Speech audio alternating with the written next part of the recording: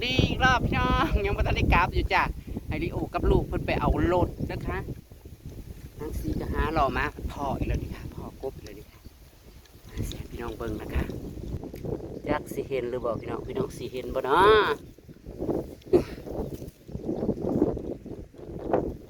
จะเห็นไหมพี่น้องเอ้ย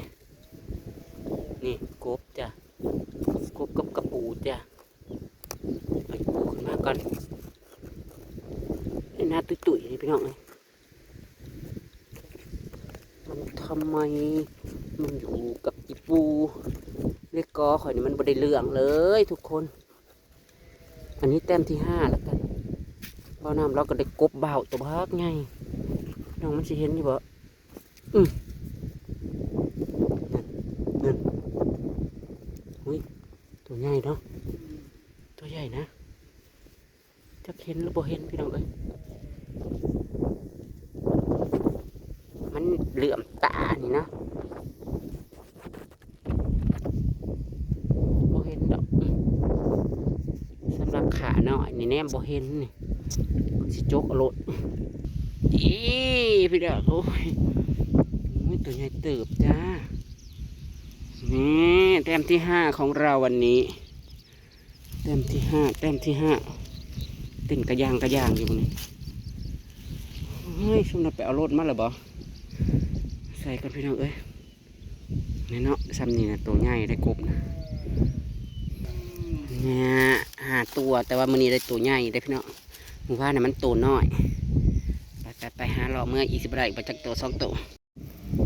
ทุกคนสิเมื่อผัดพ่ออีกแล้วนี่นะเห็นอยู่บ่พี่น้องเอ้ยแต่ว่าขาน้อยนี่บ่เห็นจ้ะเอากล้องถ่ายเบิ่งนี่มันบ่เห็นพี่น้องเอ้ยทำไมอ่ะจกเอารถค่ะจกเอารถพี่น้องอึ๊บอุ้ยตัวนี้ก็เต็มใหญ่อยู่นะนี่ก็เต็มใหญ่นะทุกคนนั่นว้ายหมานปัจจิมานผันมะมานบาดมือพี่น้องเอ้ยนี่เต็มที่6พวกนักประชาอยู่นั่นแหละมัน6 ตัวมันอาหารเลาะเมื่ออีกพี่น้องเอ้ยพี่น้องรูนี้ก็เหมือนมีกบไม่แน่ใจค่ะคุณดูก่อนกบอีกแล้วจ้ะพี่น้องกบอีกแล้วกบเอฟอีกแล้วนี่เนื้อพันแห้งก็ได้โจ๊กอีกก่อนพี่น้องแต่มีกันใหญ่คือกันจ้าอิ้วมันบัดจิเมื่อไปได้ฮอต3 ตัวเลยเท่าไหร่นะ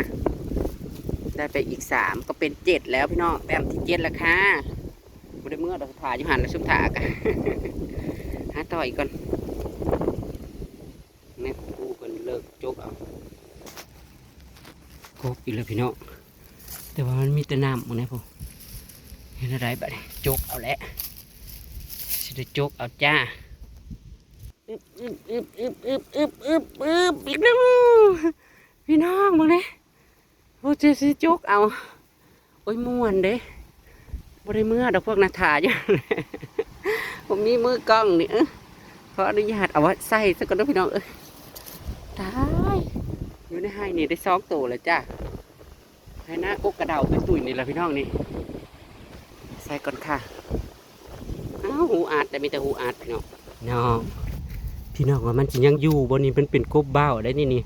หูใกล้ๆกันนี่พี่น้องยังอยู่บ่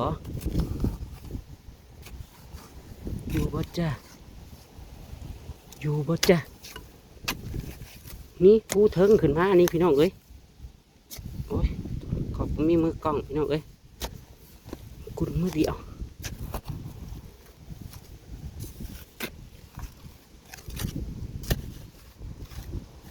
อุ้ยกบเบาอลีพี่น้องกบเบาอลีพุ่น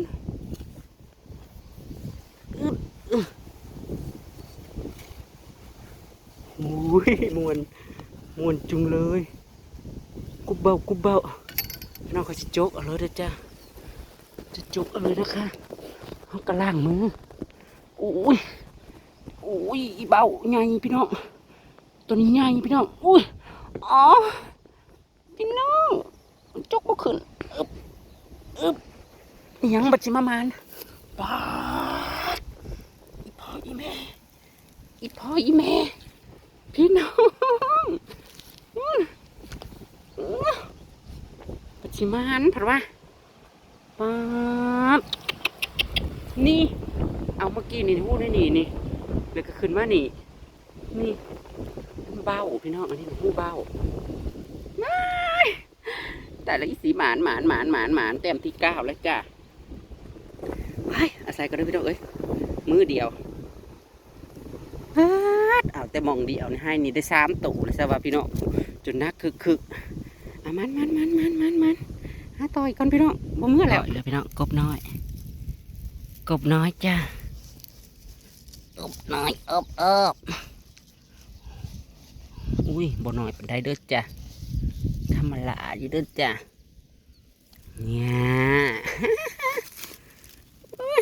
ใส่มินิเอาถาต่อไปพวกนี้ม้วนพี่น้องเอ้ยหาเลาะมานี่นะพี่น้องได้แจกตัวหรอวะ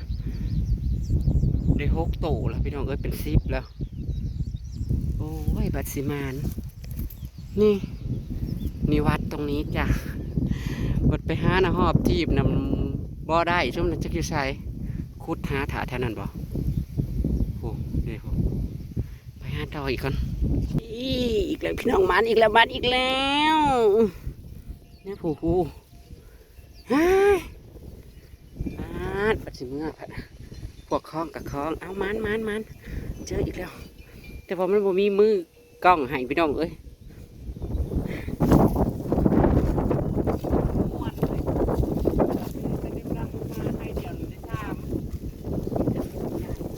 ได้เพิ่มมา7ตัว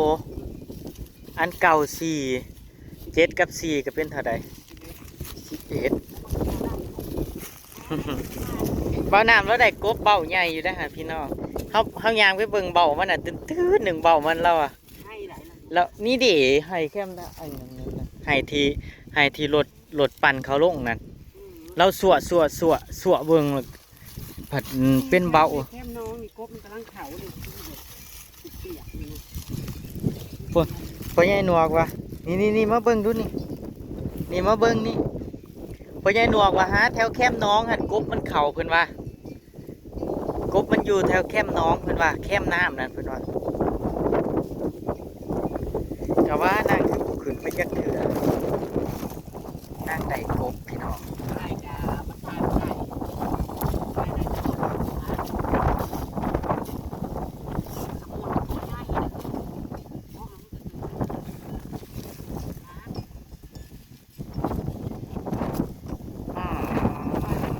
มือนี่แห้งมานพี่น้องมือนี่แห้งมาน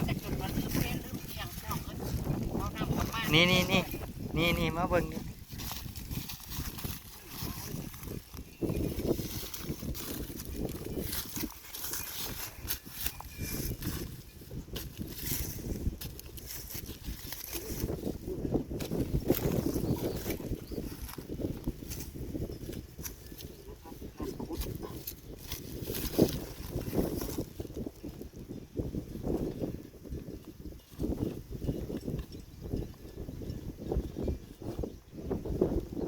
กบอีหลีเอาข่อยได้เห็นหู้นะพี่น้องกบอีหลีปูนหู้ทางยางลงมากกับปลาเก่งเกียงมันบ้านนี้กบขับจริงเลยพี่น้องเอ้ยสลัดดีกับมันหามันได้อีเนาะมันได้แล้วมันม่วนเด้ล่ะพี่น้องมานกบอีกละมือนี่มานกบอีกแล้วเอาตัวอีกเลยว่ากบ1,000%เลย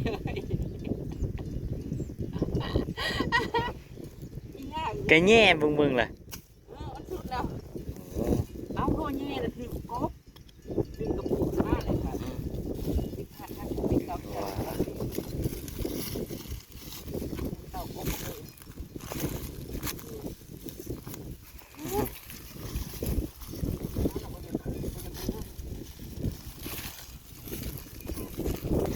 ญ่พี่น้องใหญ่จนขาเหลือง ขาเหลืองอึมตึม ข่อยไปเอารถเขาก็เลยไปถ่านั่งอยู่เทียงพี่น้องอยู่เพื่อนอยู่เทียงตุย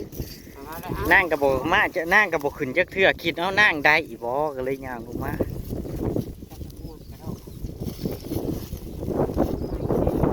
ผ่านว่าเพื่อน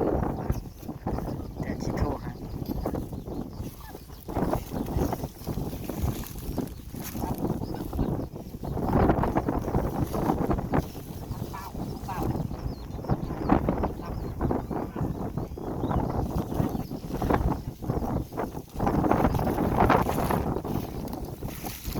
เขาส่งมายัง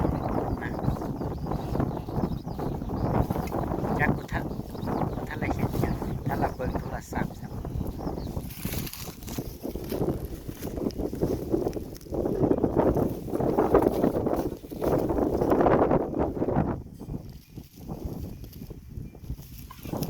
ของแท้จ้ะของ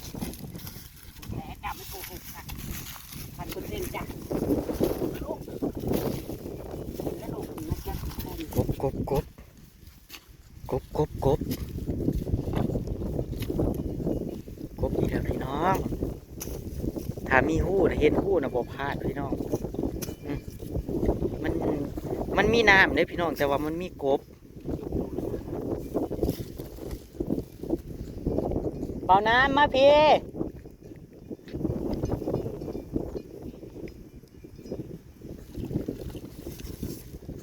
ยังเลิกอยู่อิหยังอ่ะดูฮะหาดูกะเบิ่งกบพุ่นเบิ่งกบพุ่นจะได้มานกบ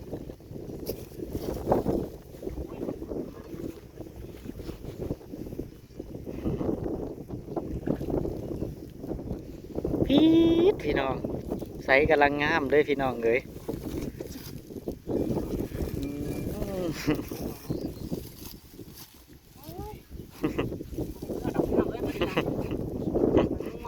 กบอยู่หน้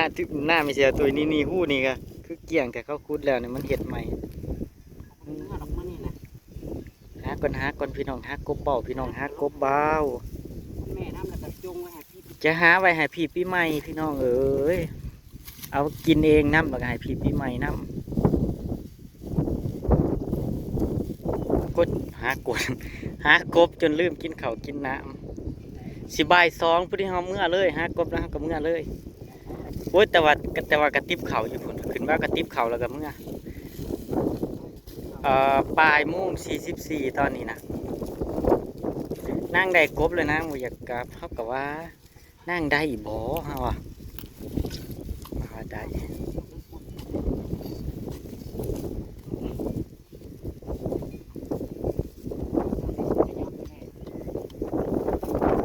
ได้จัก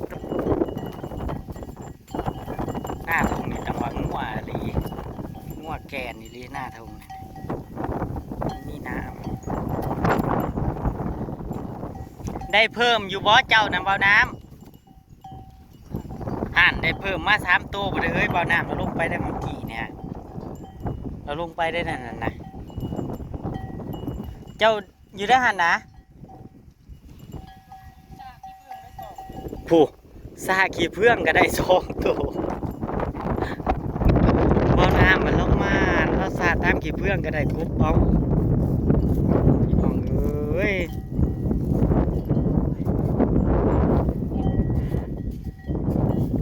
ถ้าหาเป็นนะได้พี่น้องกบนั่นหาเป็นใจเย็นนะ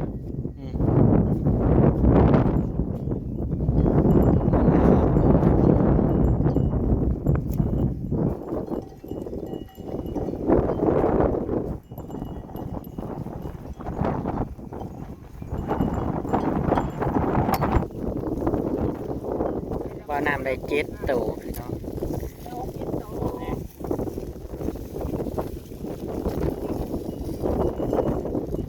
พี่เฮ้ย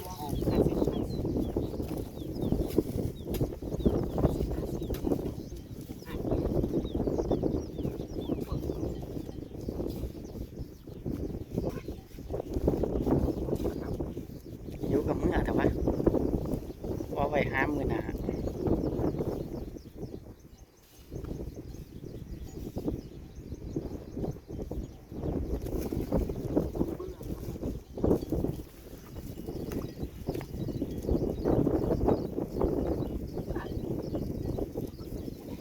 กบเบาน้ำ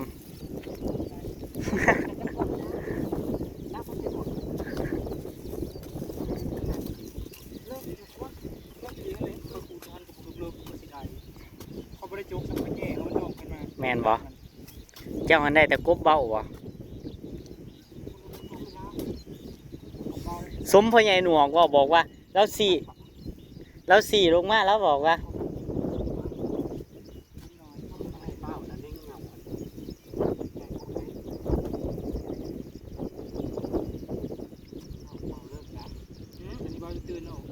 ตื่นหนึ่งของเบาน้ำนะ เบามันเลยนะสร้างเรื่องเอาไปเรียนรู้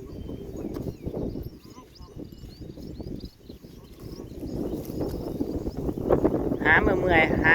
หากบเมื่อยไปไปกินตำเข้าไปคือสีสวงขนาด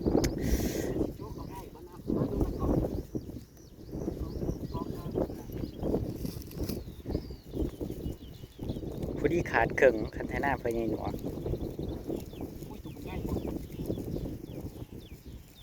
เขาหาชั่วโมงยังหมด เขาโบเห็นเขาหาโบเป็นส่วนมากเขาสิคุดตำเขาสิคุดทู่กับปูเอา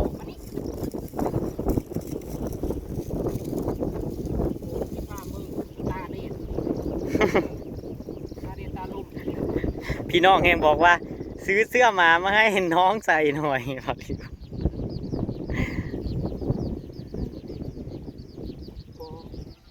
ฮะตัวใหญ่แห้งบ่ตัวใหญ่แห้งบ่ ง่ายหนุ่ม อืม ขาบ่บาด น้ำมาก็จิโล่งไปเนี่ย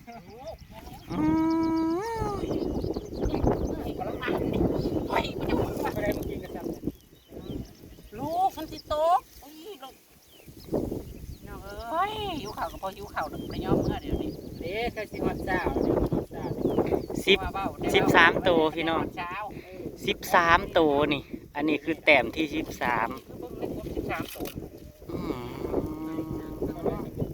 น้องมันเป็นคนหาคืออีหยังเดียวขุดอย่างเดียวนะจ๊ะ คนหมากุ๊บ ใส่เอ้ยเบิ่งไกล กุ๊บนะตัวใหญ่ ๆ เนาะ มีแต่กบเด้อนี่พี่น้อง มีแต่กบเด้อนี่จ้าผุนมีแต่ตัว โอ้ นี้ ใหญ่แห้ง โอ้ยมีแต่ตัวใหญ่ๆสะอ้อนเด้อพี่น้องแหงมานกว่ามื้อวานนี่ไปเอ้ยผุนไปเบิ่งผู้ของข่อยเห็นเกียกกบอีกแล้วพี่น้องกบอีกแล้ว ตัวที่14ได้นี่นะ14โอ้ยงัวน้อยก็ได้ มันห้องหาแม่มันลงกันกับแม่มันมาลุ้นกันอีกพี่น้องว่าสิตัวใหญ่บ่ตัวนี้เนาะพี่น้องเนาะ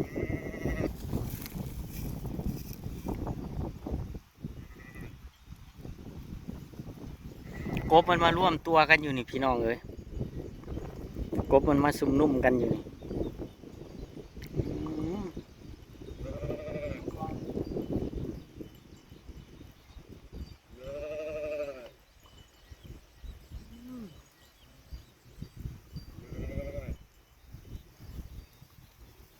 เอาได้บ่าวน้ำเจ้าให้มันท่านจุนข่อย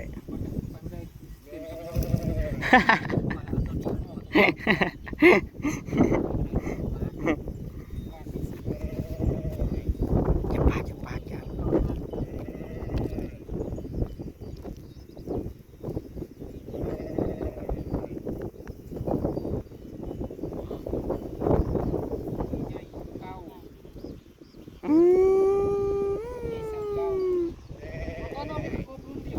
นี่กบรุ่นใหญ่พี่น้องเอ้ยตัวที่14พูนป้าของเฮาตัวที่15แน่นอนนั่นเกี้ยงหู้นั่นน่ะซาที่เห็นหู้แต่ละเทื่อนบ่พลาดนะคือเห็ดเอานี่พี่น้องไปพี่น้องมาดูนี่พี่น้องเลยตัวเองมาจากนี่ตัวแต่ตัวเองกบอีกแล้วกบกระปุกกบหลักแห่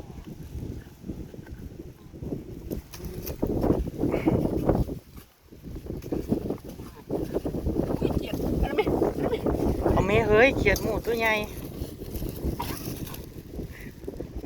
อยู่ในตีนเจ้านั้น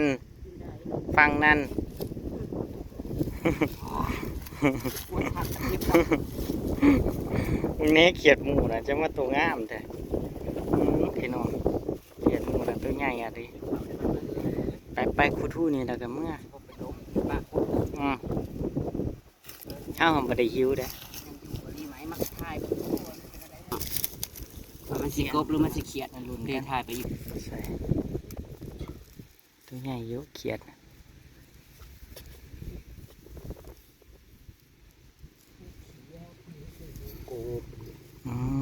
ดูนี่เขียดนะพี่น้องนี่ ดูดิแตก เขียดไอ้หมู เอาน้ำเด้ ตัวใหญ่ฝนมาน้ำแล้วขึ้นแล้วมั้ง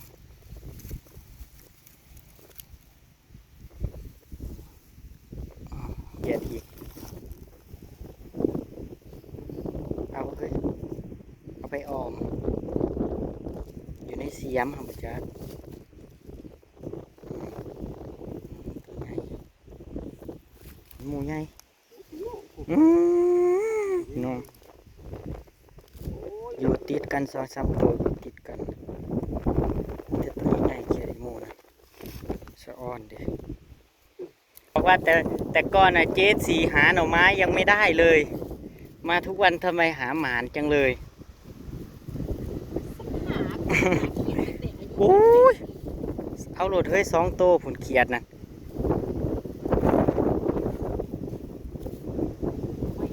หาเขียดแต่ขอจับว่า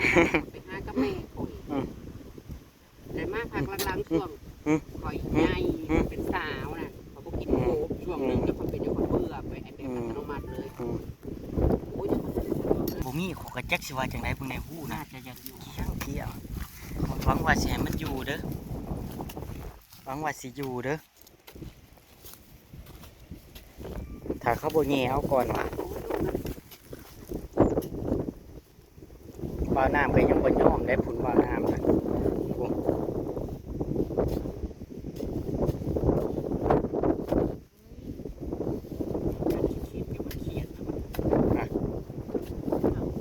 คุดกุนกวางขอย่านเขียดเขียดอีหมูใหญ่หั่นแหละ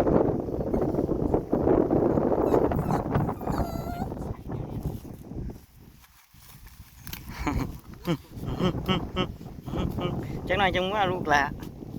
จังหน่อยจังเมื่อลูกหลาคิดฮอดที่นอนแล้วบ่มาลูกหลา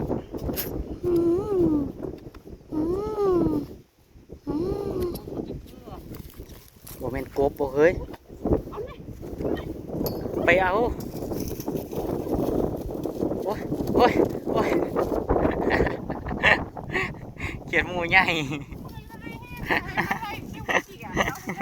มีตัวเดียวบ่หันเดียวเฮ้ยตัวหนึ่งนี่หูนี่มันฟอนหัวอยู่เมื่อกี้นี่มันแลนเก่าขึ้นเมื่อกี้นี่หันเดียวเห็นแต่ขาดีดอยู่โอ้ยถามแม่นว่าได้เขียดแต่ตัวใหญ่สำนิมกับหมวนแล้วพี่น้อง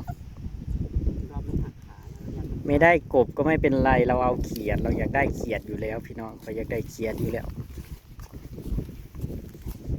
ปิ้งเขียดว่ามือแรงแมนเฮ็ดเมนูปิ้งเขียดมือแรงก็สิปิ้งก็สิโชว์ฝีมือปิ้งเขียดตำแตงก็อยากกินหลายมือละปี๊ดเขียดเนี่ยพี่น้องมีแต่เขียดไอหมูโตเอฟหยังลูกฝนบ่อน้ำก็ไวๆอยู่ผู้ เราว่าคล้องหอดแล้ว ไป เพื่อเขาสีมาส่ง ลมแห้งกันแต่ว่าให้นี่ปีที่แล้วนะที่มันแห้งพี่น้องกบหลายนะเขาโคตรผู้ใดก็มีนะปีนี้น้ำมันยังบ่ทันละแห้งคักพี่น้องน้ำยังบกยังเปียกอยู่พี่น้องยังมีน้ำรอดมันแห้งกว่านี้พี่น้องมันแห้งกว่านี้กบสิร้ายกว่าเก่าพี่น้องเปิดแถวตะพงตัวเพื่องก็ยังได้พี่น้องกบมัน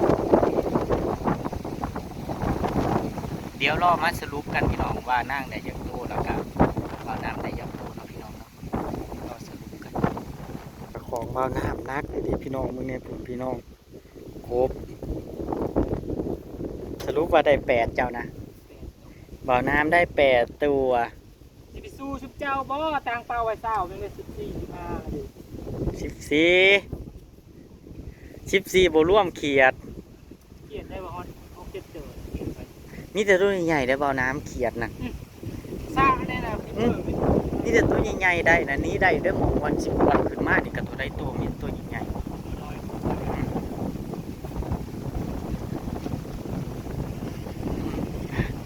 เอาได้ให้ได้เศร้าได้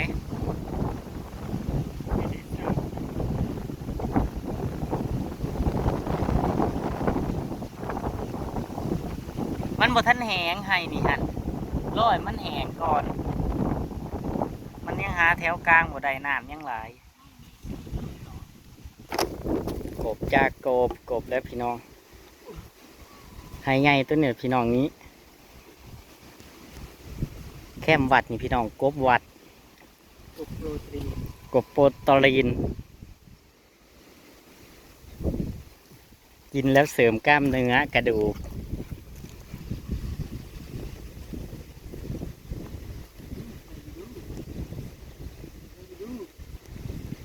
ก็คอยว่าแล้วกบ พูดออกมาเลยครับ บ่น้าบ่ให้นะ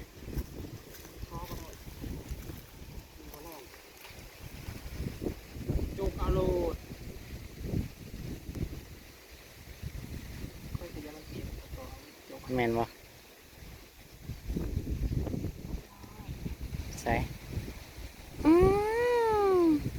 กบหรืออึ่งหรือเขียดหมู แต้มที่เท่าไหร่ 15 ไปเมื่อพี่น้องเอ้ยเมื่อยกันค่ะโอ้โห 15 ตัว ตั้งเป้าไว้เกินมากเลย